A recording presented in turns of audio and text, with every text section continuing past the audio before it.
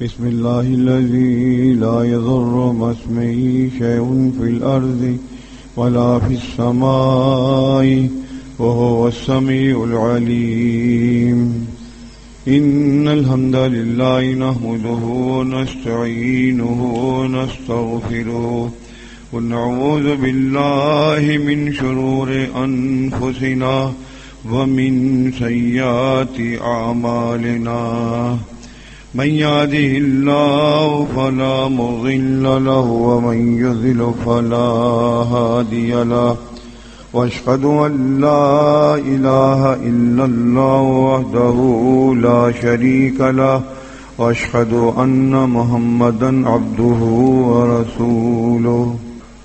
اما بعد فان خير الحديث كتاب الله وخير الهدي هدي محمد صلى الله عليه وسلم وشر الأمور محدثاتها وكل محدثة بدعة وكل بدعة ضلالة وكل ضلالة في النار. اللهم صل على محمد وعلى آل محمد كما صليت على إبراهيم وعلى آل إبراهيم إنك حميد مجيد. اللهم بارك على محمد وعلى آل محمد كما باركت على إبراهيم وعلى آل إبراهيم إنك حميد مجيد. صحیح بخاری کتاب الاعتصام والسنہ. کس کو یاد ہے گزشتہ ہفتے کو جو حدیث چھوڑ دی تھی میں نے، وہ کون سی تھی؟ کون بتائے گا؟ کس کو یاد ہے؟ انعام ملے گا اس کو. صحیح بخاری جس کے بارے میں آپ مسلسل سن رہے ہیں کہ قرآن مجید کے بعد سب سے زیادہ سچی اور معتبر کتاب جو صحیح بخاری ہے. صحیح بخاری ایسی کتاب ہے جس طرح قرآن مجید کو سب لوگ مانتے ہیں اور قرآن مجید متنازع نہیں ہے، اسی طرح صحیح بخاری بھی غیر متنازع ہے. اس کو بھی ہر فرقہ مانتا ہے، ہر فرقہ مانتا ہے کہ ہاں صحیح بخاری قطعی صحیح ہے قرآن مجید کے بعد. جس طرح کہ قرآن مجید کی بعض آیات کو بعض فرقے نہیں مانتے عملاً، زبان سے تو کہتے ہیں عملاً نہیں مانتے، ایسے ہی صحیح بخاری کی بعض احادیث ہیں جن کو وہ کہتے ہیں صحیح بخاری صحیح ہے مگر ان احادیث کو عملاً نہیں مانتے. قدر مشترک ہے یہ بات. انکار دو طرح سے ہوتا ہے. ایک تو آدمی زبان سے انکار کرے اور عمل سے بھی نہ مانے، ایک تو یہ انکار ہوا. ایک انکار ہوتا ہے کہ زبان سے تو مانتا ہے عملاً اس کو چھوڑ دیتا ہے، یہ بھی انکار ہے. اور ایسا ہی ہوتا ہے عمل کے میدان میں فرقے جو کلمہ گو ہیں ان تمام کے درمیان ہر چیز جو کہ قرآن حدیث کے اندر آتی ہے اس کو وہ مانتے ضرور ہیں، لیکن جب ان سے کہتے ہیں عمل تو کرتے نہیں ہیں تو یہاں آ کے وہ خاموش ہو جاتے ہیں. لیکن جماعت المسلمین جو ہے وہ قول سے بھی مانتی ہے اور عمل سے بھی مانتی ہے. کوئی ایسی حدیث نہیں وہ پیش کر سکتے جس کو ہم بیان کرتے ہوں اور ہمارے عمل میں نہ ہو، سوائے اس کے کہ وہ حدیثیں ہوں جو تعزیرات میں آتی ہیں یا وہ آیات جو تعزیرات میں آتی ہیں. ان کو ہم اس لیے نہیں مان سکتے کہ ہم کسی کی حکومت پہ رہتے ہیں. ان کو ماننے کے لیے ہمیں اپنی حکومت درکار ہے. مثلا چوری کرنے پہ ہاتھ کاٹنا ہم نہیں کاٹ سکتے، کیونکہ اگر ہم کسی کا ہاتھ کاٹ دیں، آپ میں سے کسی کا ہاتھ کاٹ دیں جو کہ میرے ہاتھ پر بیعت شدہ ہے، بیعت کی ہوئی ہے، جماعت کا آدمی ہے، لیکن جب اس کا ہاتھ کٹے گا نا تو اس کو 100 بہکانے والے آ جائیں گے. اگر وہ تھانے میں جا کے رپٹ لکھا دے تو جس نے ہاتھ کٹوایا اور جس نے ہاتھ کاٹا دونوں جیل میں بیٹھے ہوں گے. اس لیے ان ایسے اعمال پر جو تعزیرات میں آتے ہیں ان کے لیے ضروری ہے کہ حکومت ہونی چاہیے، اور حکومت کی روشنی میں ہے اللہ کے نبی صلی اللہ علیہ وسلم نے ان پر عمل کیا. آپ جب مکی زندگی میں تھے، حکومت قائم نہیں تھی جماعت المسلمین کی، تو اس موقع پہ اس قسم کے قوانین نہیں عمل کیے گئے، اور اتارے بھی گئے جبکہ حکومت قائم ہو چکی تھی، اسٹیٹ بن چکی تھی. جملہ معترضہ. تو صحیح بخاری کے بارے میں اگر آپ سے کوئی سوال کرے اب، تو آپ کہہ سکتے ہیں کہ بھائی 250 سال کا شاخسانہ اور 150 سال کا ساکشانہ، یہ سب بیکار کی باتیں ہیں. یہ شاخسانے جو ہیں یہ صرف نہ ماننے کی راہیں ہیں. بھائی صحیح بخاری کبھی بھی لکھی گئی، جیسے میں نے گزشتہ درس میں بتایا تھا کہ صحیح بخاری ان تمام مخطوطوں کا مرکب ہے جو الگ الگ صحابہ کرام رضی اللہ عنہم کے پاس تھے. جیسے کہ ابو ہریرہ رضی اللہ عنہ کا صحیفہ امام منبہ کے پاس صحیفہ تھا، ایسے اور عمر بن عاص تھے، حضرت عبداللہ بن عمر بن عاص تھے، حضرت معاذ بن جبل تھے، علی بن طالب تھے، ابو بکر صدیق رضی اللہ عنہ تھے. ان تمام لوگوں کے بارے میں نے بتایا تھا، ان سب کے پاس احادیث لکھی ہوئی تھیں. لیکن امام بخاری نے صرف یہ کیا کہ ان تمام احادیث کو ایک جگہ پہ لا کے جمع کر دیا. جمع کرنے میں تو کہہ سکتے ہیں 150 سال لگے، لیکن احادیث تو لکھی ہوئی تھی. احادیث تو 1400 سال پہلے آپ نے لکھائی تھی صحابہ کرام رضی اللہ تعالیٰ عنہم کو. جیسے میں نے بتایا تھا کہ پہلے قرآن مجید کی آیات اور احادیث ساتھ ساتھ لکھتے تھے، برابر. آیت لکھ لی، آیت ہوتی تو آیت لکھ دی، حدیث ہوئی تو حدیث لکھ دی. صحیح مسلم میں ہے یہ. لیکن پھر بعد میں فرمایا آپ نے صحیح مسلم میں یہ ہے کہ ان کو الگ الگ لکھا جائے، آیات کو الگ درج کرو اور احادیث کو الگ درج کرو. پھر ایسا کام شروع ہوا. اس میں پھر الگ الگ صحابہ کرام حدیث لکھا کرتے تھے. وہ جو حدیثیں تھیں الگ الگ، انہی احادیث کا مرکب ہے صحیح بخاری. یہ الگ بات ہے کہ جیسے میں نے بتایا تھا آپ کو پچھلے درس میں کہ صحیح امام بخاری نے تب عام لوگوں کے لیے آسانی کر دی کہ جیسے کتاب الوحی بنا دی تو کتاب الوحی میں وہ باتیں بتائیں جو وحی کے بارے میں ہے. کتاب علم بتایا تو علم میں وہ باتیں ہیں جو علم کی ہے. کتاب الایمان جب بنائی تو اس میں وہی حدیثیں لائیں جو ایمان کو تازہ کرتی ہیں، ایمان کا درجہ بلند ہو جاتا ہے ان کے سننے سے. اس کے بعد پھر کتاب التیمم غسل ہے، وضو ہے، کتاب الصلاۃ ہے، پھر اس میں بھی چیپٹرز ہیں الگ الگ. کتاب الحج ہے، کتاب الجنازہ ہے، کتاب الصوم ہے، کتاب البیوع ہے. اس طرح تمام کتابوں کو باندھتے چلے گئے اور ان کے پھر ابواب بھی باندھ دیے امام بخاری نے کہ پڑھنے والے کو دشواری نہ ہو اور اس کی ذہنی آزمائش بھی ہو.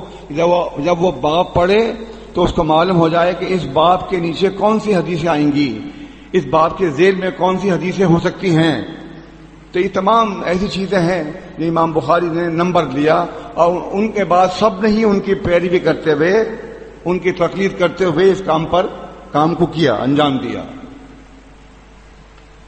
صحیح بخاری کے لیے یہ نہ کہا جائے کہ صاحب وہ تو 250 سال بعد لکھی گئی تھی. ہاں، لکھنے والی بات تو صحیح ہے کہ 150 سال بعد لکھی گئی، لیکن احادیث تو موجود تھی نا. یہ تو نہیں کہ احادیث بھی انہوں نے خود گھڑ لی تھی، نہیں، احادیث لکھی ہوئی تھی. ان تمام کو جمع کیا جیسے میں نے بتایا. ان میں وہ روات جو اعلیٰ درجے کے تھے، جو ثقہ ترین امام وغیرہ تھے، ائمہ تھے، ان تمام کو لے آئے اپنی صحیح بخاری میں. اور صحیح بخاری لکھ کر انہوں نے کہا مقدمہ فتح الباری میں، جو میں نے صحیح بخاری میں احادیث درج کی ہیں، میں یہ نہیں کہتا ہوں کہ صرف یہی صحیح حدیثیں ہیں، نہیں، اس کے علاوہ بھی لاکھوں حدیثیں صحیح ہیں. تو معلوم کیا ہوا کہ صحیح بخاری کے بعد صحیح مسلم ہے، ابو داؤد ہے، نسائی ہے، ترمذی ہے، ابن ماجہ ہے، دارمی ہیں، بہت سے مسندات ہیں. ان تمام میں احادیثیں دیکھنی پڑتی ہیں کہ صحیح بھی ہیں اور اس میں ضعیف بھی ملتی ہیں. لیکن صحیح بخاری اور صحیح مسلم، یعنی امام مسلم نے امام بخاری کے بعد صحیح مسلم مرتب کیا، مگر باب نہیں باندھے تھے انہوں نے. باب کسی نے بعد میں باندھ دیے ہیں. ہاں، یہ ضرور تھا کہ امام مسلم نے کتابیں باندھی تھیں اور کتابیں باندھ کر پیش کر دیا تھا، لیکن امام مسلم رحمۃ اللہ علیہ اپنے آپ کو امام بخاری کا شاگرد تصور کرتے تھے. یہ بھی آپ کو یاد ہونا چاہیے کہ میں نے آپ کو بتایا تھا، یاد ہونا چاہیے. اس میں طلباء بھی بیٹھے ہوئے ہیں جو ماشاءاللہ علم دین حاصل کر رہے ہیں، اور جو آپ مہینے جو آتے ہیں ان کو بھی ہیں اس میں وہ لوگ بھی ہیں جو 15 دن کا درس بھی سنتے ہیں صحیح بخاری کا. تو معلوم یہ ہوا کہ امام مسلم رحمۃ اللہ علیہ امام بخاری کو شیخ کہتے تھے. کوئی بات پوچھ رہے کہتے یا شیخ ذرا دیکھنا یہ کیسی حدیث ہے. اس طرح بات کہہ کے امام بخاری کو مخاطب کرتے، اور امام بخاری بھی ان کی بہت قدر کرتے تھے. دونوں ساتھ پڑھتے تھے، دونوں کلاس فیلو ہیں، لیکن اس کے باوجود بھی امام بخاری کو فن حدیث پہ بڑا عبور تھا. ان کے بارے میں کہا جاتا ہے کہ ان کو صحیح بخاری اس طرح یاد تھی جیسے کسی بچے کو قل واللہ یاد ہو. قل واللہ ہر بچوں کو یاد ہوتا ہے، یاد ہے، آپ جانتے ہیں، اتنی مشہور اور معروف آیت ہے سورۃ قرآن مجید کی. تو معلوم یہ ہوا کہ فن حدیث پہ عبور تھا. اسی وجہ سے امام بخاری نے جو صحیح بخاری مرتب کی ہے اس نے ان تمام فنونوں کو سامنے رکھتے ہوئے اس کو درج کیا. آج تک اس میں صحیح بخاری میں کوئی ضعیف حدیث نہیں ہے، اور نہ آئندہ ہوگی، کیونکہ صحیح بخاری کی حدیثیں محدود اور احاطہ ہو چکا ان کا. احاطہ ہونے کے بعد نہ اس میں حدیث شامل کی جا سکتی ہے اور نہ نکالی جا سکتی ہے. میں نے یہ بھی بتایا تھا آپ کو کہ ابواب جو ہیں وہ صحیح بخاری نہیں ہیں. اگرچہ صحیح بخاری میں ہیں اندر، لیکن وہ صحیح بخاری نہیں ہیں. ابواب، باب کی جمع ابواب. ابواب کہتے ہیں کیا کرتے ہیں؟ امام بخاری کے کچھ طریقہ کار ہیں. ایکٹیوائز پیسیوائز پڑھا ہوگا آپ نے انگریزی میں، مجہول و معروف. وہ کیا کرتے تھے کہ جب کسی حدیث کو ضعیف ثابت کرنا ہے ان کو، اور وہ یہ بتانا چاہتے ہیں کہ یہ حدیث صحیح بخاری کے معیار کو نہیں پہنچتی ہے، تو اس کو وہ مجہول کے صیغے سے استعمال کرتے ہیں. تو آپ پڑھنے والا سمجھ جائے گا کہ اس میں کوئی کلام ہے روایت پہ. اب وہ آپ کا کام ہے کہ اس کو ڈھونڈے اور کلام کو دور کر دیتے. لیکن اللہ تعالیٰ ان کو غریق رحمت کرے، امام ابن حجر رحمۃ اللہ علیہ انہوں نے اس کام کو انجام دیا اور صحیح بخاری کے لیے شرح فتح الباری لکھ دی. اس سے کیا فائدہ ہوگا کہ جو ایسی حدیثیں جن کو امام بخاری رحمۃ اللہ علیہ نے مجہول کے صیغے سے استعمال کیا ہے، وہ اس کو ڈھونڈتے ہیں، پھر بتاتے ہیں کہ یہ روایت حسن ہے یا یہ روایت صحیح ہے. صحیح ہونے کے باوجود بھی وہ صحیح بخاری کے معیار کو نہیں پہنچتی، اس لیے وہ باب میں آئی. اگر وہ معیار کو پہنچتی ہوتی، باتیں نہیں، ان کو یہ دیکھنا ہوتا تھا کہ حدیث کی سند کے اندر جو آ رہی ہے سند، اس میں کون سا راوی ایسا ہے جو امام بخاری کے معیار کو نہیں پہنچتا. اس لیے وہ اس پہ جرح ہوتی تھی، مگر جرح ایسی ہے کہ وہ حدیث حسن ہو سکتی ہے، صحیح ہو سکتی ہے، مگر پھر بھی صحیح بخاری کے معیار کو پورا نہیں کرتی ہے. جیسے کہ آپ لوگوں کے متوفی امام مسعود احمد صاحب رحمۃ اللہ علیہ، انہوں نے تفسیر عزیز مرتب کری، اس میں انہوں نے حسن حدیثیں نہیں لی. کیوں نہیں لی؟ اس لیے کہ فن حدیث والے جانتے ہیں کہ حسن حدیث پہ کسی نہ کسی راوی پہ کلام ہوتا ہے. اس میں بھی ہوتا ہے کہ بعض موقع پہ حدیث لغیر ہی ہوتی ہے، حدیث ذات ہی ہوتی ہے. حسن حدیث ہوگی لغیر ہی تو وہ دوسری طرق سے اس کو حسن بنایا گیا. لذات ہی ہے کہ اس کی اپنی جو راوی ہیں انہی کی ذات پر اس کو حسن قرار دیا گیا. ایسے صحیح لغیر ہی صحیح لذات ہی، ایسے اس میں بھی ہے اس میں بھی ہے، دونوں میں ہوتا ہے یہ. مگر آپ سوچ رہے ہوں گے کہ یہ باتیں تو ہمارے دماغ سے اوپر جا رہی ہیں، ہماری سمجھ میں نہیں آ رہا. ہم تو درس سننے آئے تھے، احادیث وغیرہ سننے کے لیے آئے تھے. یہ بھی چیزیں ایسی کام کی ہے، آپ کو آنی چاہیے اور آپ کو یاد کرنا چاہیے ان کو بھی، کیونکہ آپ کو ہر پہلو سے بات کرنے کا موقع ملتا ہے باہر، تو آپ کو پتہ ہونا چاہیے. آپ صحیح بخاری کی حدیث پیش کرتے ہیں، نہیں یہ ضعیف ہے صاحب، ہم نہیں مانتے اس کو، تو اب آپ بتائیں گے بھائی کیسے ضعیف ہے. اور اللہ تعالیٰ ان پہ بہاروں کا خون برسائے. مسعود احمد صاحب رحمۃ اللہ انہوں نے ایک نئے طریق سے سب کو جواب دیا اور سب کا منہ بند کر دیا. انہوں نے وہ اعتراض قرآن مجید کی آیتیں نکالا جو حدیث پہ آ رہا تھا. اگرچہ اعتراض وہ ماننے کے لیے نہیں تھا، لیکن بعض ایسے بھی معتزلین تھے، باہر معتزلین، انہوں نے ایسا کہا دیکھو صاحب اس پر یہ اعتراض ہے، سمجھے جی؟ تو اس طرح ہوتا ہے. تو ان کو بتایا کہ نہیں صاحب دیکھیں یہ اس میں یہ تو قرآن میں بھی ہے. اس طرح سے آپ دیکھیں گے ایک صاحب نے اعتراض کیا صحیح بخاری کی حدیث پر کہ یہ بھی کیا حدیث ہے کہ اللہ کے نبی صلی اللہ علیہ وسلم سو گئے. آپ سفر میں تھے، آپ نے بلال رضی اللہ عنہ کو ذمہ داری دی، انہوں نے لے لی، سب سو گئے، وہ بھی سو گئے. جب اٹھے تو دھوپ نکل آئی، فجر کا وقت جاتا رہا، نماز قضا ہو گئی.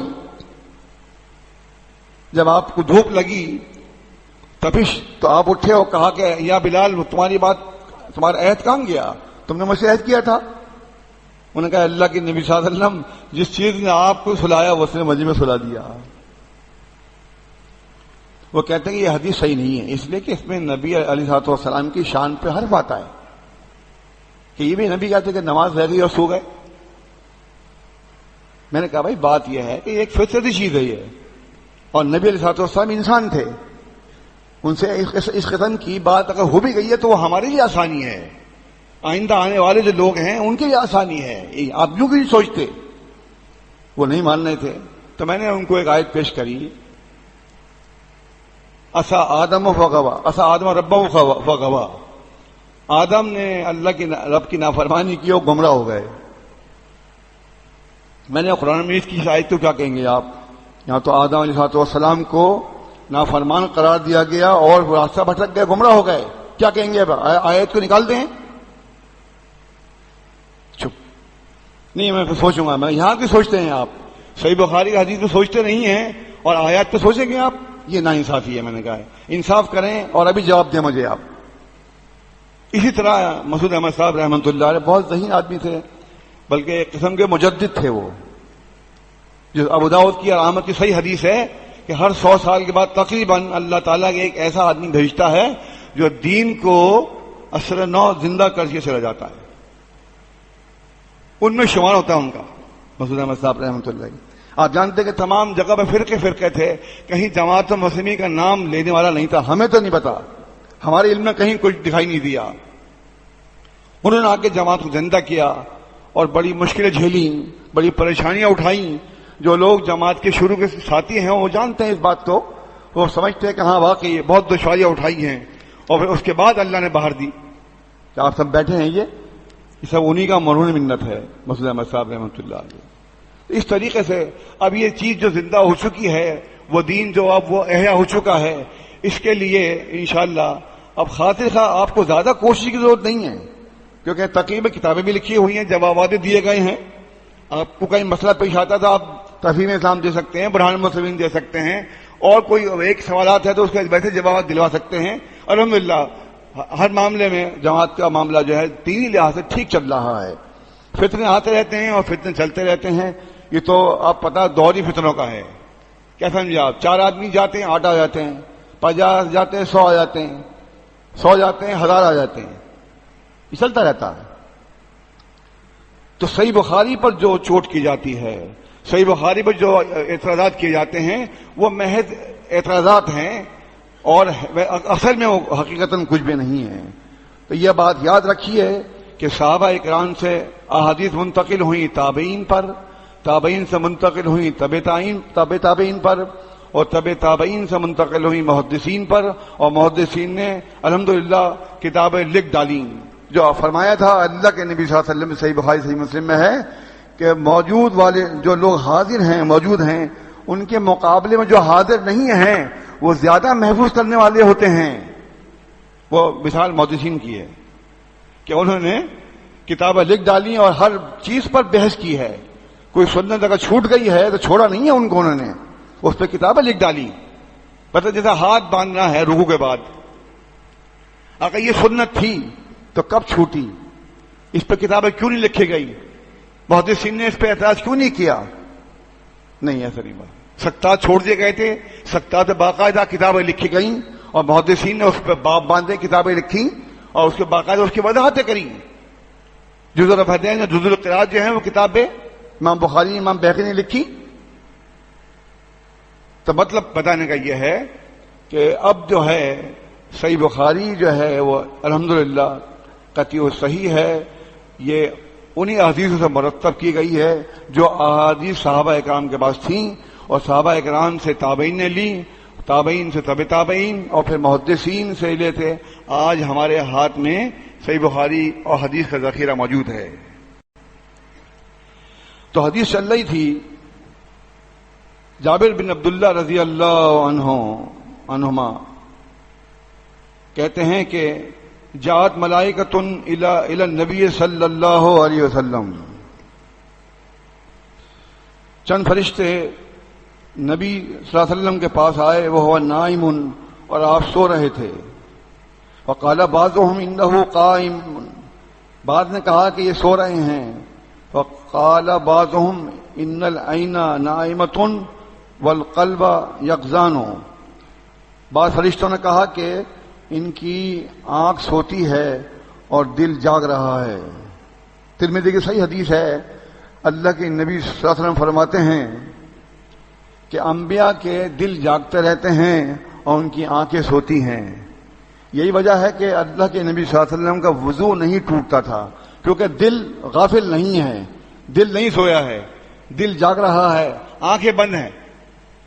یہ خصوصیت ہے صرف انبیاء کی، ہمارے پاس نہیں ہے، کسی انسان کے پاس نہیں ہے یہ۔ فقالوا ان لصاحبکم ھذا مثلا، فرشتوں کی جماعت نے کہا کہ اپنے ساتھی کے لیے کوئی مثال تو بیان کرو۔ قال فاضربوا له مثلا، پھر انہوں نے مثال بیان کی۔ وقال بعضهم انه نائم وقال بعضهم ان العین نائمہ والقلب یقظان، یہ بات آپس میں گفتگو چلتی رہی ان کی۔ وقالوا، فرشتوں نے کہا مثلہ کمثل رجل بنا دارن، کہتے ہیں ان کی مثال ایسی ہے جیسے کہ اس شخص کی مثال جس نے ایک گھر بنایا، وجعل فیہا مادوبا، اور اس میں دسترخوان بچھایا، وبعث داعیا، اور دعوت دینے والوں کو بھیج دیا۔ فمن اجاب الداعی دخل الدار واکل من المادوبہ، اور جس نے دعوت دینے والے کی پکار کو سن لیا، مان لیا، تو وہ گھر میں داخل ہوا اور اس نے دسترخوان سے کھایا۔ ومن لم یجب بالداعی، جس نے دعوت دینے والے کی پکار کو نہیں مانا، لم يدخل الدار ولم یاکل من المادوبہ، تو وہ گھر میں داخل نہیں ہوا اور نہ اس نے دسترخوان سے کھایا۔ فقالوا اولوها له یفقہها، انہوں نے کہا کہ اس کی مجھے سمجھاؤ، اس کی تعبیر دو، بتاؤ کیا یہ۔ وقال بعضهم انه نائم وقال بعضهم ان العین نائمہ والقلب یقظان، پھر انہوں نے کہا کہ یہ سو رہے ہیں، بعد نے کہا نہیں، ان کا دل جاگ رہا ہے، آنکھیں سو رہی ہیں۔ وقالوا، پھر انہوں نے بتایا فرشتوں نے، والدار الجنت، در جو ہے، دار جو ہے، گھر جو ہے وہ جنت ہے، جنت مراد ہے۔ والداعی محمد صلی اللہ علیہ وسلم، اور دعوت دینے والے جو ہیں محمد صلی اللہ علیہ وسلم ہیں۔ فمن اطاع محمدا صلی اللہ علیہ وسلم فقد اطاع اللہ، جس نے محمد صلی اللہ علیہ وسلم کی اطاعت کی اس نے در حقیقت اللہ کی اطاعت کی۔ ومن اسن محمدا صلی اللہ علیہ وسلم، جس نے محمد صلی اللہ علیہ وسلم کی نافرمانی کی، فقد عصى اللہ، اس نے یقیناً اللہ کی نافرمانی کی۔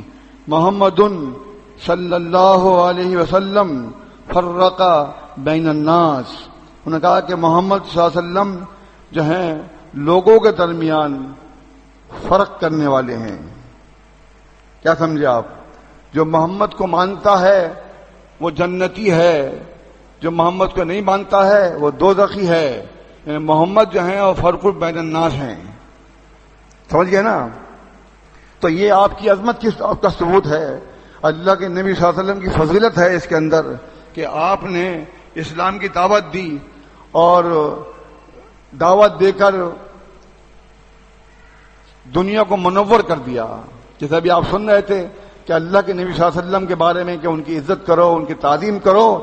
واتبعوا النور الذی انزل معہ، اور اس چیز کی پیروی جنہوں نے کی جو ان کے ساتھ اتارا گیا ہے.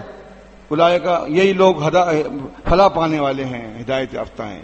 تو معلوم یہ ہوا کہ اللہ کے نبی صلی اللہ علیہ وسلم جو کہ ایک نبی ہیں، رسول ہیں، محمد صلی اللہ علیہ وسلم ہیں، ان کی فضیلت ہے کہ وہ لوگوں کو دعوت دینے کے لیے آئے اور دعوت دے کر اللہ تعالیٰ کے پاس چلے گئے وفات پا کر.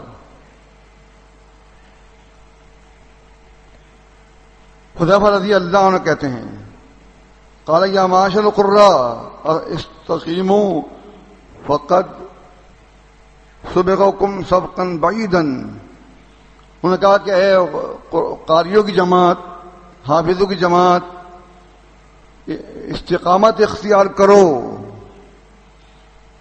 فقط کیونکہ سبقت کر گئے ہیں، لوگ سبقت کر گئے ہیں. فإن أخذتم يمينا وشمالا، اگر تم دائیں بائیں نکل گئے، فقط زللتم ضلالا بعیدا، تو تم گمراہ ہو جاؤ گے.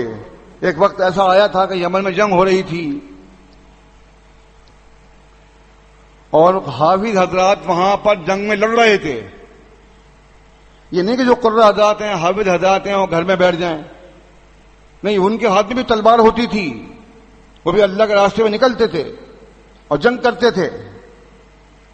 جیسے فتح الباری کے اندر ہے، امام فربری رحمۃ اللہ علیہ کہتے ہیں کہ ایک دن میں آیا تو امام بخاری جو ہیں وہ چت لیٹے ہوئے ہیں، جب کوئی چت لیٹتا نہیں تھے. میں نے کہا حضرت خیریت تو ہے، آپ چت لیٹے ہوئے ہیں؟ انہوں نے کہا کہ مجھے آج تھک گیا ہوں، میں اپنے جسم کو آرام دے رہا ہوں، اگر تلوار پکڑنے کی نوبت آئے تو تلوار پکڑ سکوں. تو معلوم کیا ہوا کہ امام بخاری بھی قتال کرنے کی ہمت رکھتے تھے، قلم کے ساتھ ساتھ تلوار پکڑنے کی بھی قوت رکھتے تھے وہ. اور شاگرد کو یہ باور کرایا انہوں نے شاگرد کو کہ میں تھوڑا سا آرام اس لیے کر رہا ہوں تاکہ میں اگر مجھے تلوار پکڑنی پڑ جائے تو میں تلوار پکڑ سکوں. اس زمانے میں یہ جنگیں وغیرہ ہوتی رہتی تھی، یہ بندوقوں کی لڑائی جو تھی نہیں، یہ لڑائی تھی تلواروں کی. اور تلواروں کی لڑائی ہی ایسے لڑائی ہوتی ہے، اس میں معلوم ہوتا ہے کہ آدمی کتنی طاقت ہے، اس کے بعد وہ کیا کہہ رہے ہیں. اب یہاں پر لڑائی اس وقت جو ہے وہ اسلحے کی لڑائی ہے. ایک عورت اگر بٹن دبا دے تو پورے شہر کو تباہ کر سکتی ہے، میزائل چھوڑ دے لاکھوں آدمی مر جائے گا. لیکن اس وقت ایسا نہیں تھا. تو معلوم کیا ہوا کہ احادیث پڑھنے والے اور احادیث لکھنے والے وہ بھی الحمدللہ پرعزم تھے کہ اگر ہمیں اللہ کے راستے میں جنگ کرنے کا موقع ملا تو ہم اس کے لیے بھی تیار ہیں. تو میں بتا رہا تھا آپ کو صحیح بخاری کے حوالے سے کہ قرہ لوگ وہاں لڑ رہے تھے.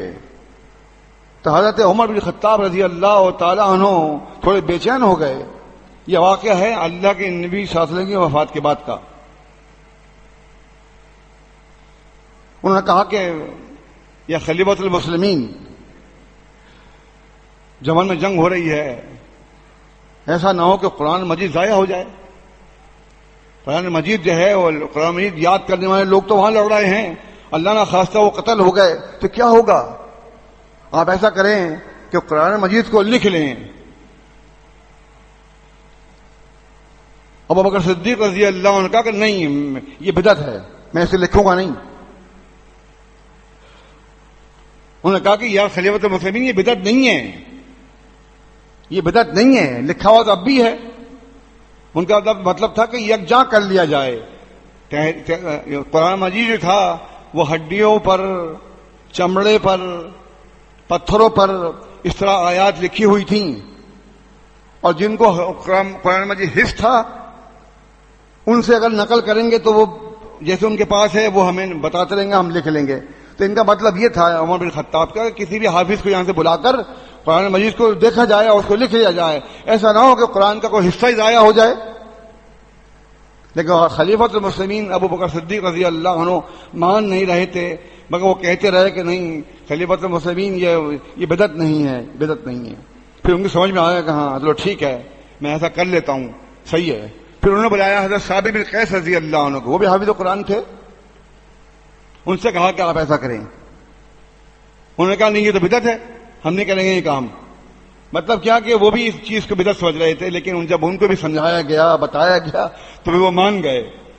وہ کہتے ہیں کہ جب میں نے یہ بات اپنے ذمے لے لی, میں اپنا خیال بتاتا ہوں. وہ کہتے ہیں صحابی رضی اللہ عنہ, اگر مجھ سے کوئی پہاڑ یہاں سے یہاں کرنے کو کہا جاتا تو وہ آسان تھا اس کے مقابلے میں کہ میں قرآن مجید کو جمع کر کے ایک جگہ یکجا کر دوں.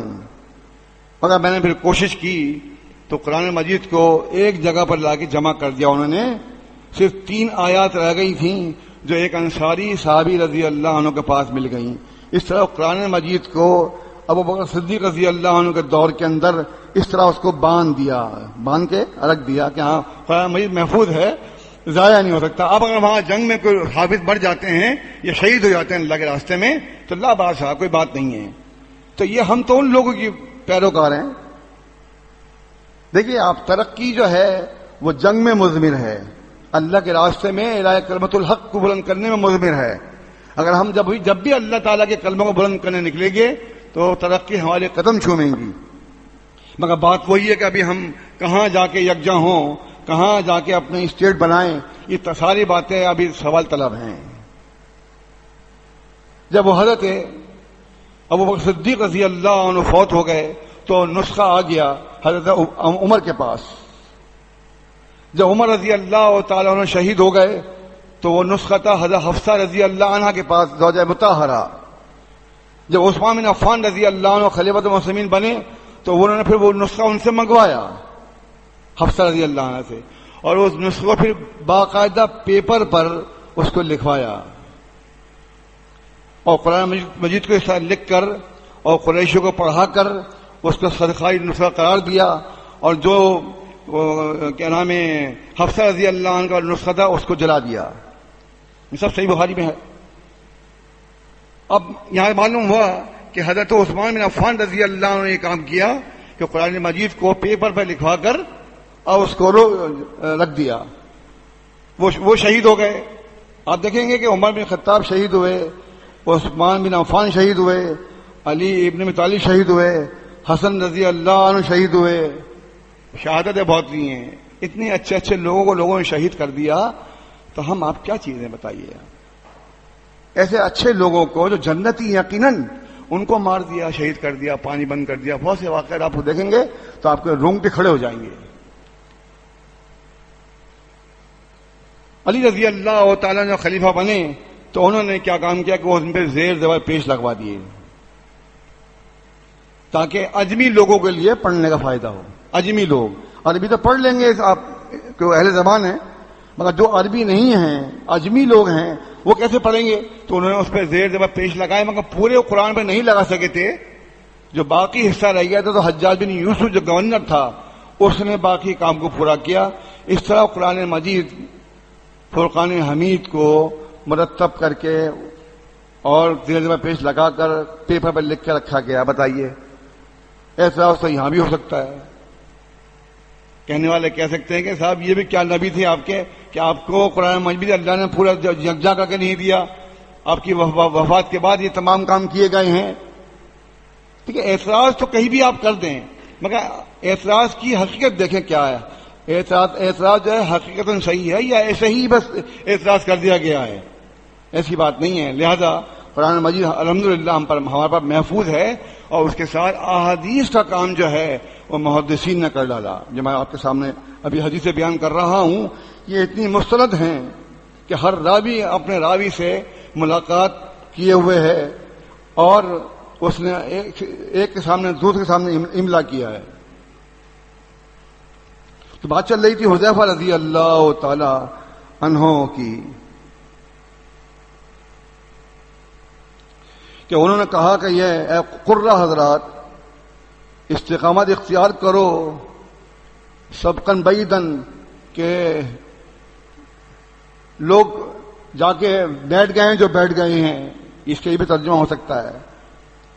فَإِنْ أَخَذْتُمْ يَمِينًا وَشِمَالًا, اگر تم دائیں بائیں نکل گئے تو تم گمراہ ہو جاؤ گے. تو یہ اس موقع پہ کی بات ہے جب حضرت عمر رضی اللہ عنہ کہی تھی, لیکن یہ بات تو انہوں نے کسی موقع پہ کہی تھی حضرت حذیفہ رضی اللہ عنہ نے.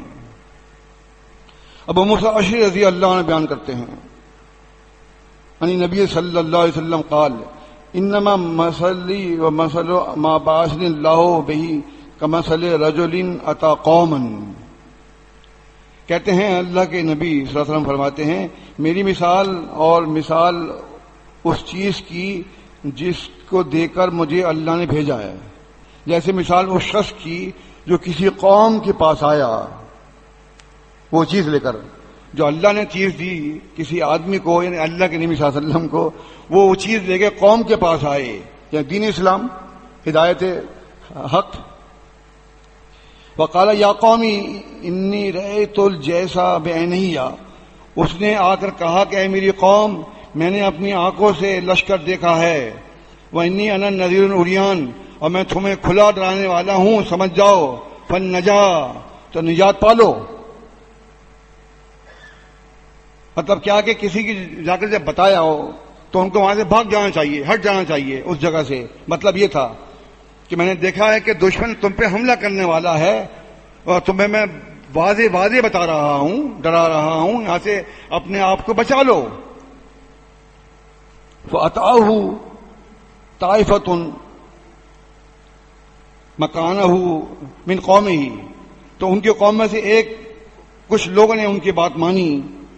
فَضْلِجُوا فَانْطَلَقُوا عَلَىٰ مَالِكِهِمْ وَنَجَوْا، تو وہ چلے اور رات نکل گئے اور نجات پا گئے. سمجھ گئے نا آپ، اللہ کے نبی صلی اللہ علیہ وسلم کی اطاعت میں ساری بات ہے، وہ آپ کی خیر خواہی کر رہے ہیں. وَإِن تُطِيعُوا تَهْتَدُوا، اگر تم ان کی اطاعت کرو گے تو ہدایت پا جاؤ گے. بات اصل میں یہ ہے، ہم نے جو کلمہ پڑھا ہے اللہ کے نبی صلی اللہ علیہ وسلم کیا یا اللہ تعالیٰ کے نبی صلی اللہ علیہ وسلم کا، اس کا مطلب کیا ہے کہ جنت حاصل کرنے کے لیے کیا ہے نا. تو یہاں بتایا جا رہا ہے کہ وہ نکل گئے تو وہ نجات پا گئے. وَكَذَّبَتْ طَائِفَةٌ مِّنْهُمْ، ایک جماعت نے اس میں سے اس کا انکار کر دیا کہ ہم نہیں جائیں گے یہاں سے. فَأَصْبَحُوا مَكَانَهُمْ، اور اسی جگہ پہ صبح کی. فَصَبَّحَهُمُ الْجَيْشُ، اور جیش نے لشکر نے صبح ہوتے ہی ان پہ حملہ کر دیا. فَأَهْلَكَهُمْ وَاشْتَاهُمْ، ان کو ہلاک کر دیا، ان کو نیست نابود کر دیا، ختم کر دیا، ان کی جڑیں کاٹ دی بالکل.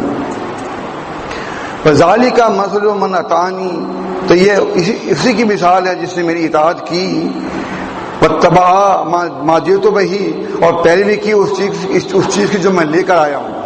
سمجھ گئے نا آپ، جو اللہ کے نبی صلی اللہ علیہ وسلم لے کر آئے شریعت، اس کی پیروی کی اور اس کی بات مانی، یہ اس کی مثال ہے. اور اس کی مثال جس نے میری نافرمانی کری اور جو میں لایا ہوں حق میں سے اس کو جھٹلا دیا، یہ اس کی مثال بیان کی اللہ کے نبی صلی اللہ علیہ وسلم نے. سمجھایا ہے کہ جب تمہیں بتایا آ کر کے بھاگ جاؤ تو نجات پا جاؤ گے. تو جنہوں نے ان کی بات مان لی وہ نجات پا گئے، اور جنہوں نے ان کی سن کے بھی کہا ہے نہیں ہم نہیں مانتے، جیسے وہ مثال ہے تبت یدا ابی لہب وتب ما اغنی عنہ مالہ وما کسب. وہاں پر جب آپ نے فرمایا تھا تو یہی بات فرمائی تھی آپ نے کہ اے فاطمہ محمد کی بیٹی، اے پھوپھی صفیہ محمد کی پھوپھی، جو تم نے فائدہ اٹھانا ہے مجھے یہاں اٹھاؤ، میں تمہارے یہاں کام آ سکتا ہوں، تم یہاں میری بات مانو گے تو میں تمہیں فائدہ دے سکتا ہوں، مگر اللہ تعالیٰ کے ہاں جب جاؤ گے اور تم نے میرا کہنا نہیں مانا تو وہاں میں تمہیں کوئی فائدہ نہیں دے سکوں گا. تو اس موقع پر ابو لہب نے کھڑے ہو کر کہا کہ تم نے ہمارا سارا دن برباد کر دیا ہے، اور کچھ ایسے ہی الفاظ غلط کہے نبی صلی اللہ علیہ وسلم کے سلسلے میں. تو اس موقع پر اٹھتی صورت تبت یدا ابی لہب وتب، کہ ابو لہب کے ہاتھ ٹوٹ گئے اور تباہ ہو گیا. وتب، ٹھیک ہے نا. تو معلوم یہ ہوا کہ ایسے موقع پر جب کوئی تمہیں سمجھا رہا ہو تو اس کی ہدایت کو بہت غور سے سمجھیں، سنیں، اور آپ کے فائدے کی بات ہے اس پہ عمل کریں. اور وہ جو باتیں ایسی ہیں کہ جن کو ہم آپ کو پہنچا رہے ہیں اس کا مطلب یہ ہدایت کی بات ہی ہے. اب ہم لوگ ہدایت پر ہیں، اللہ نے ہمیں ہدایت دے دی ہے، ہم اللہ کے نبی صلی اللہ علیہ وسلم کی پیروی کرتے ہیں. اور جماعت المسلمین جو ہے وہ ان سنتوں کو بھی زندہ کیے ہوئے ہے جو سنتیں عرصہ دراز سے معدوم ہو چکی تھیں، جن کو لوگ بھول چکے تھے. وہ لوگ جو اپنے آپ کو کہتے ہیں کہ ہم یہ قرآن ہے اور یہ حدیث ہے، وہ بھی ان سنتوں کو بھول چکے تھے جن سنتوں کو جماعت المسلمین نے اجاگر کیا، اور آج تک وہ اس پر عمل کر رہے ہیں. اور یہی بات ہے، جب تک ہم قرآن و حدیث پر چلتے رہیں گے انشاءاللہ فلاح ہماری قدم چومے گی، کامیابی ہمارے قدم چومیں گے۔ جب بھی ہم نے قرآن و حدیث کو چھوڑ دیں گے تو سمجھ لو پھر ہمیں برباد ہونے میں کوئی وقت نہیں لگے گا۔ اور استغفر اللہ دنہ ہے اللہ تعالیٰ کا۔ ابو ہریرہ رضی اللہ عنہ بیان کرتے ہیں، قال لما توفی رسول اللہ صلی اللہ علیہ وسلم واستخلف ابو بکر بعدہ، کہتے ہیں کہ رسول اللہ صلی اللہ علیہ وسلم فوت ہو گئے اور ابو بکر صدیق رضی اللہ عنہ آپ کے بعد خلیفہ بنا دیے گئے۔ کفر من کفر من العرب، تو عرب میں سے جس نے نافرمانی کفر کیا۔ آپ دیکھ رہے ہیں نا کہ کفر کیا مطلب، کہ جنہوں نے خلیفۃ المسلمین کی بات نہیں مانی، یعنی کہ ابو بکر صدیق رضی اللہ عنہ کی بات نہیں مانی، تو ان کے بارے میں فرما رہے ہیں ابو ہریرہ رضی اللہ عنہ، من کفر من العرب، عرب میں سے جس نے کفر کیا۔ وہ کیا بات تھی؟ قال عمر لابی بکر، عمر رضی اللہ عنہ نے ابو بکر صدیق سے کہا، کیف تقاتل الناس وقد قال رسول اللہ صلی اللہ علیہ وسلم امرت ان اقاتل الناس حتى یقولوا لا الہ الا اللہ۔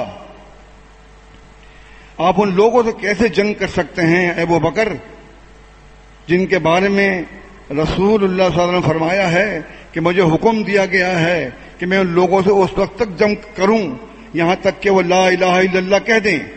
فمن قال لا الہ الا اللہ عصم منی مالہ و نفسہ، اور پھر جس نے لا الہ الا اللہ کہہ دیا مگر یہ کہ اس نے مجھ سے اپنے مال اور اپنے جان کو بچا لیا، الا بحق ہی، اور مگر یہ کہ جو اس کا حق ہے وہ دینا پڑے گا، وہ حسابہ علی اللہ، اور اس کا حساب اللہ پر ہے۔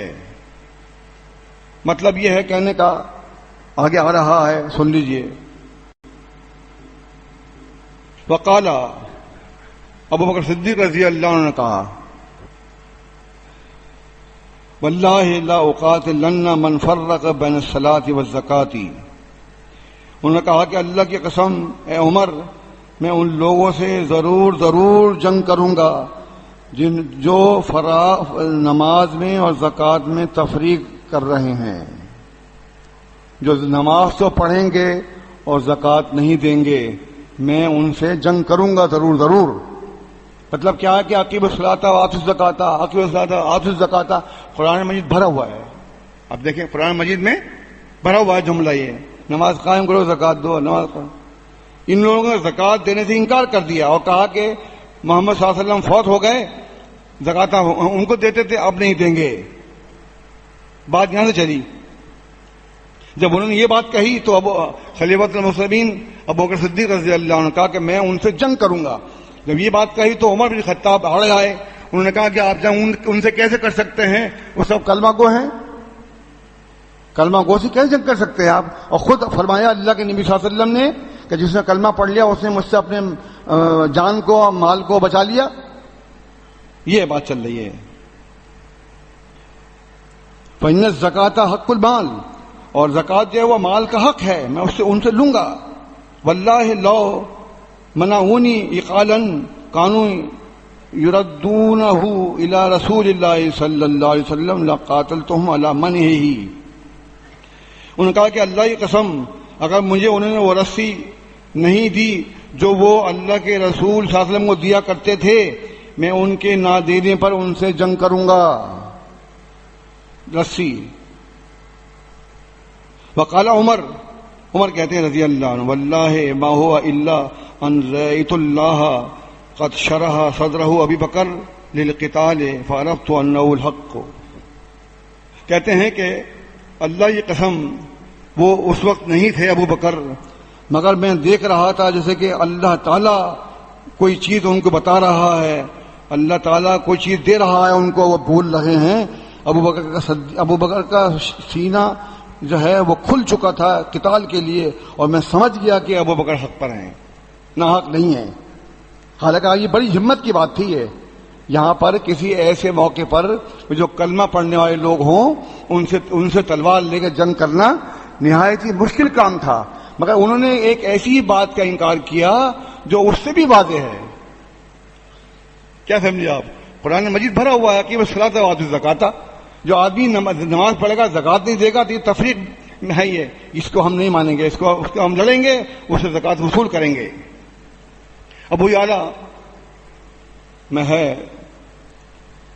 بعض روایت حسن اور صحیح سند سے ہے کہ خالد بن ولید رضی اللہ تعالیٰ عنہ کو ابو بکر صدیق رضی اللہ عنہ روانہ کر دیا اور کہا کہ اے خالد، جو آدمی زکوٰۃ نہ دے اس کا سر قلم کر دینا آپ۔ خالد رضی اللہ تعالیٰ عنہ جو بہادر اسلام،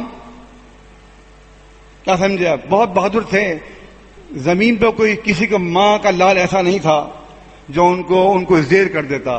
کن کو؟ خالد بن ولید رضی اللہ تعالیٰ عنہ، بہت بہادر تھے وہ گھوڑوں کے سبوں کو چیرتے ہو جاتے تھے ادھر دشمنوں کی اور واپس آ جاتے تھے، کسی کی ہمت نہیں ہوتی تھی کہ ان کے گھوڑے کے لگام پکڑ لے۔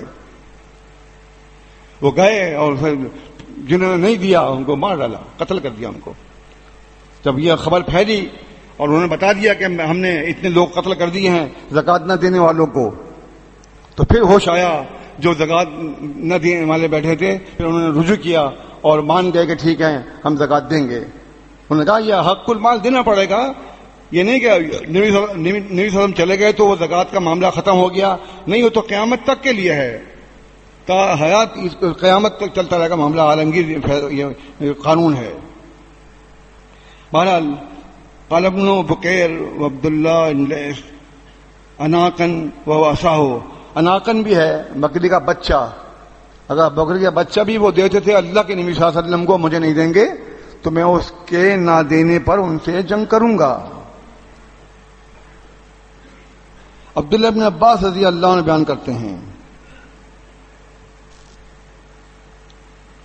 قال کہتے ہیں قدم اوینا ابن حسن بن حذیفہ بن بدر ونزل علی ابن اخی حر بن قیس بن حسن، کہتے ہیں کہ اوینا بن حسن بن حذیفہ بن بدر جو ہیں وہ آئے اور اپنے بھائی حر بن قیس کے بن حسن کے یہاں اترے آ کے، وکان من النفر الذین یدنیہم عمر، اور یہ ان میں سے ہیں حر بن قیس کہ جن کو عمر رضی اللہ عنہ اپنے پاس بٹھاتے تھے۔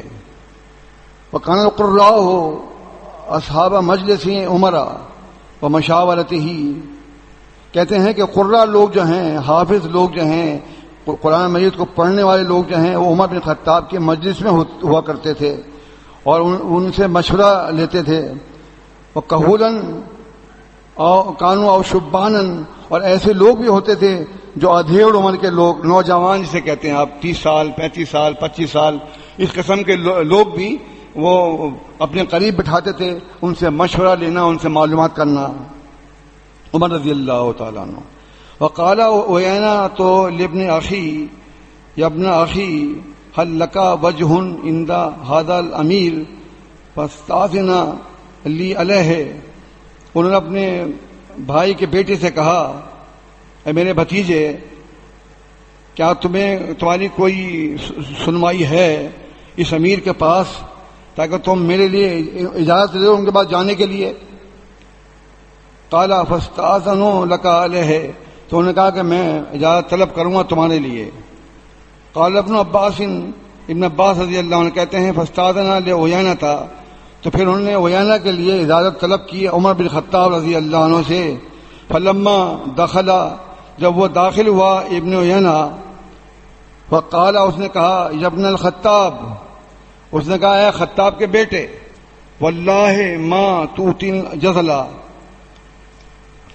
اللہ کی قسم، ولا تحکم بیننا بالعدل، اس نے کہا کہ آپ ہمیں اہمیت نہیں دیتے ہیں، مال و وال کے سلسلے میں آپ ہم سے نظر انداز کرتے ہیں اور آپ انصاف کے ساتھ فیصلہ نہیں کرتے ہیں، اور اس قسم کے اثرات انہوں نے عمر بن خطاب رضی اللہ عنہ سے کہنا شروع کیا۔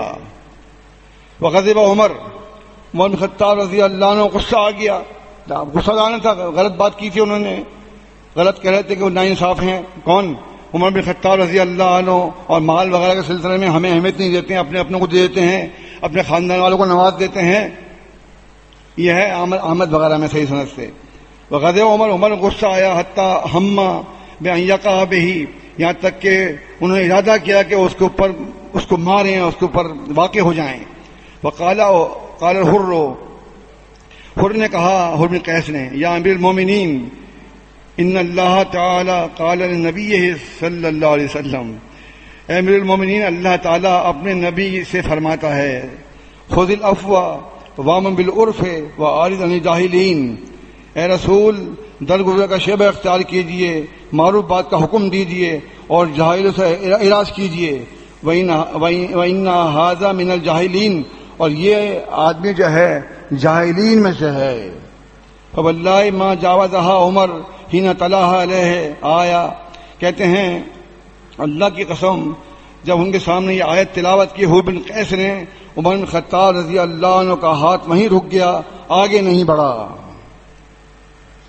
وَقَانَ وَقَّافًا عِنْدَ کتاب اللہ، اور وہ کتاب اللہ کو بہت بہت جانتے تھے، بڑے جاننے والے تھے عمر رضی اللہ تعالیٰ عنہ. فوراً رک گئے. انہوں نے کہا جاہل آدمی ہے، یہ ایسی بات کہہ رہا ہے آپ کے بارے میں، ایسا نہیں ہے، اور یہ جاہل چھوڑ دیجئے اس کو. پر ہمیں کیا کہتا ہے کہ آپ درگزر کر دیجئے، معروف بات کا حکم دیتے رہیے اور جاہلوں سے منہ پھیر کے نکل جائیے آپ.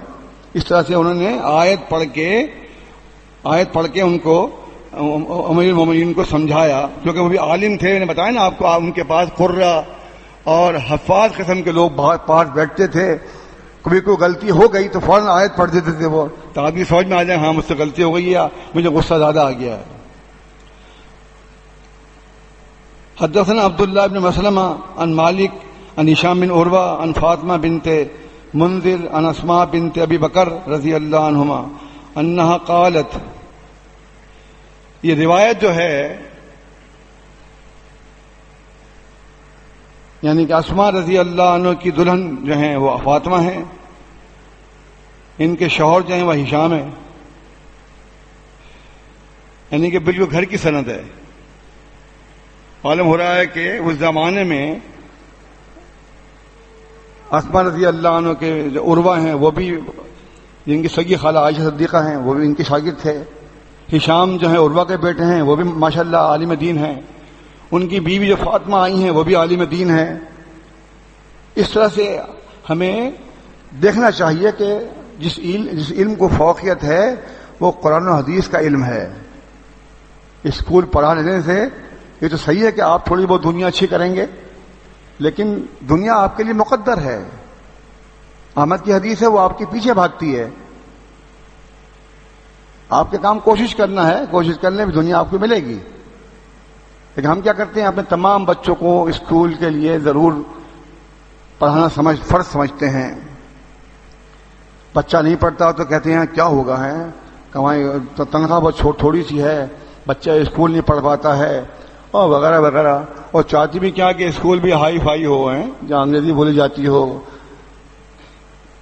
اندر جائے تو بس یس نہیں ہو رہا ہو. یہ ذہن جو ہے ٹھیک نہیں ہے. ہمارا جو دور ہے یہ ایسا دور ہے کہ ہم اپنے بچوں کو عالم فاضل بنا کر، حفاظ بنا کر لوگوں کے میدان میں آئیں. ہم اس طرف چل پڑیں گے تو کیا ہوگا؟ اور بہانہ کیا ہے؟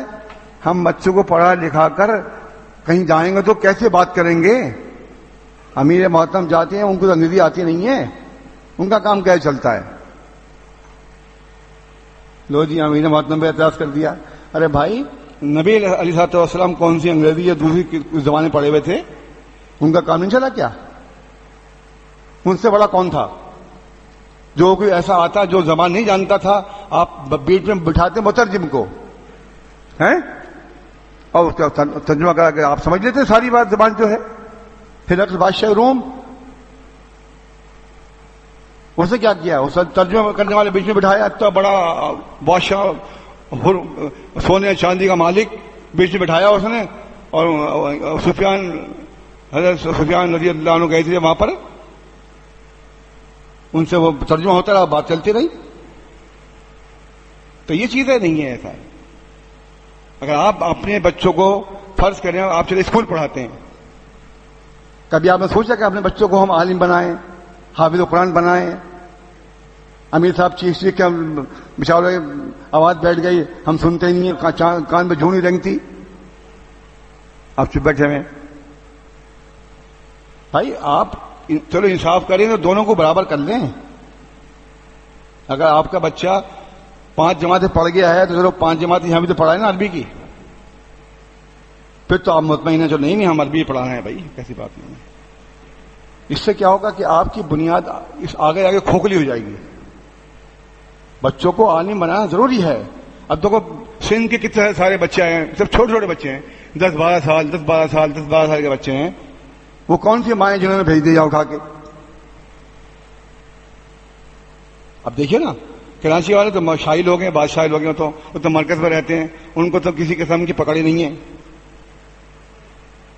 تو بھائی کوشش کریں, دیکھیں جہاں جو بات بتائی جا رہی ہے وہ اس عمل کے لیے ہے, یہ نہیں آپ سنا گھر چلے گئے.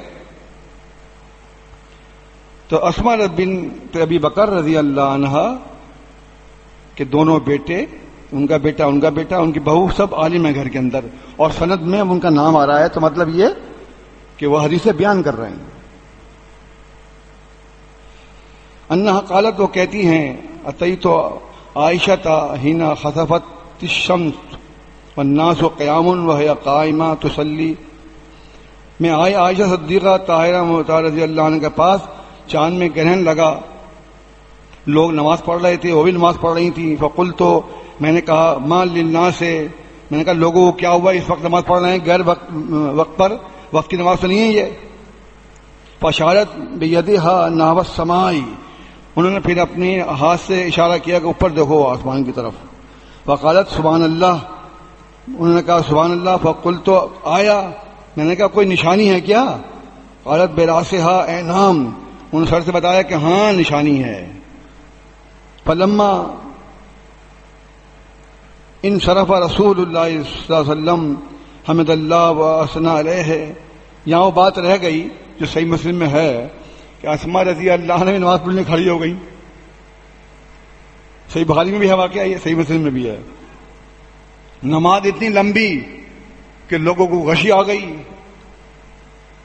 انہوں نے کہا کہ میں نماز توڑ کے نیچے بیٹھ جاتی ہوں, میں تو بے ہوش ہو جاؤں گی. جب دیکھا برابر میں تو وہ ان سے بھی کم زیادہ عمر کی عورت نماز پڑھ رہی تھی, کھڑی رہی. وہ یہ اس میں ہے یہاں بیان نہیں کیا انہوں نے. کہتے ہیں پھر حمد اللہ وثنا علیہ, پھر آپ نے اللہ کی تعریف کی, اس کے ثنا بیان کی. ثم قال, پھر فرمایا, ما من شیء الا اراه الا وقد رأيته في مقامی هذا حتى الجنة والنار. کہتے ہیں کوئی چیز نہیں تھی مگر یہ کہ میں نے اپنے اسی مقام پر دیکھا, یہاں تک کہ میں نے اپنی اسی مقام پر جنت دوزخ کو بھی دیکھا. وَأُوحِيَ إِلَيَّ أَنَّهُمْ تُفْتَنُونَ فِي الْقُبُورِ قَرِيبًا مِنْ فِتْنَةِ الدَّجَّالِ, مجھے وحی کی گئی ہے ابھی اسی موقع پر کہ تمہاری قبر میں آزمائش کی جائے گی تقریباً جیسے فتنہ دجال کا معاملہ ہے. تو قبر میں بھی تمہاری آزمائش کی جائے گی, وہاں پوچھا جائے گا من دینوں کا, من ربوں کا, من رسولوں کا, من اسلام, یہ سب پوچھا جائے گا وہاں پر. تو جو آدمی نمازی پرہیزگار ہوگا اور اللہ تعالیٰ کی بات مانتا ہوگا, نبی علیہ الصلوۃ والسلام کی پیروی کرتا ہوگا, اس کے لیے قبر کے سوال جواب آسان ہو جائیں گے. اور اگر ایسا ہی ہے لوگوں نے کہا آپ نے میں کہا تو پھر وہ معاملہ نہیں چلے گا, وہاں پکڑے جائیں گے قبر کے اندر.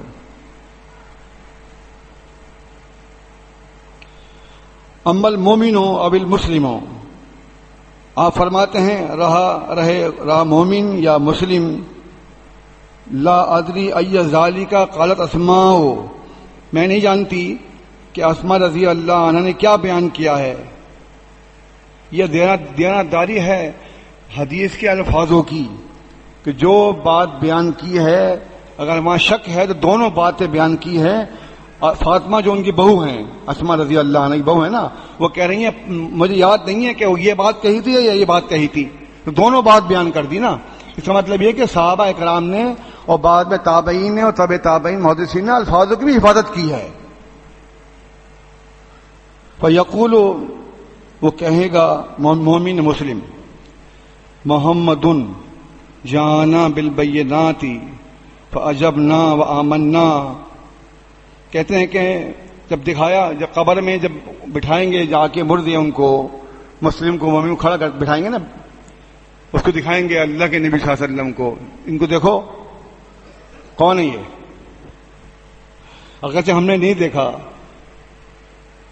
مگر ایمان کا تقاضا ہے، ایمان اس چیز کا متقاضی ہے کہ ہم وہاں پر بتائیں گے جو ابھی آ رہا ہے. کیوں نہ ہمیں عربی زبان بھی نہیں آتی، ایسے سمجھتے ہیں لیکن لینگویج نہیں ہے ہماری، ہمارا ماحول نہیں ہے عربی کا، لیکن وہاں ابن ماجہ کی حدیث سے صحیح سند سے وہاں عربی زبان ہوگی سب کی، کیونکہ اللہ کی زبان عربی ہے.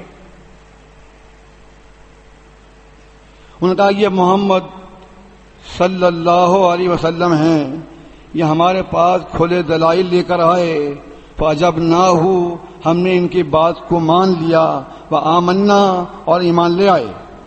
فَيُقَالُ نَمْ صَالِحًا تو کہا جائے گا اب تم آرام کی نیند سو جاؤ، امتحان پاس ہو گیا. عثمان رضی اللہ تعالیٰ عنہ اسی روتے تھے بیچارے، حالانکہ جنتی آدمی یقیناً شک شبہ کی بات نہیں ہے. وہ جب بھی وہ قبرستان جاتے ہیں، ترمذی کی صحیح حدیث ہے کہ وہ بہت روتے، اور جب ان کا پوچھا غلام نے تو بتایا کہ یہ جو ہے نا قبر جو ہے یہ آخرت کی پہلی منزل ہے، اگر یہ اچھی ہو جائے گی تو آگے تمام منازل اچھی ہو جائیں گی، اس کی دعا کیا کریں، رویا کریں. اس لیے دعا ہم پڑھتے ہیں اللہ منی اعوذ من عذاب القبر، عذاب قبر جو ہے وہ ہونا ہے. صحیح مسلم کی حدیث ہے، ایک یہودن آئی، اس نے کہا کہ اللہ تعالیٰ تمہیں عذاب قبر سے بچائے، لاؤ مجھے دو، کوئی صدقہ دو مجھے.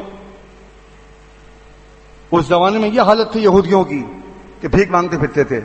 اللہ کے نبی صلی اللہ علیہ وسلم نے ان کو سرنگو کر دیا تھا. عائشہ صدیقہ رضی اللہ عنہ نے کہا کہ عذاب قبر تو آپ کہہ رہی ہیں ایسا نہیں ہے، وہ چپ ہو گئی. اتنے میں آپ تشریف لے آئے، انہوں نے پوچھا کہ اللہ کے نبی صلی اللہ علیہ وسلم یہ عورت آئی ہے اس طرح کہہ رہی ہے.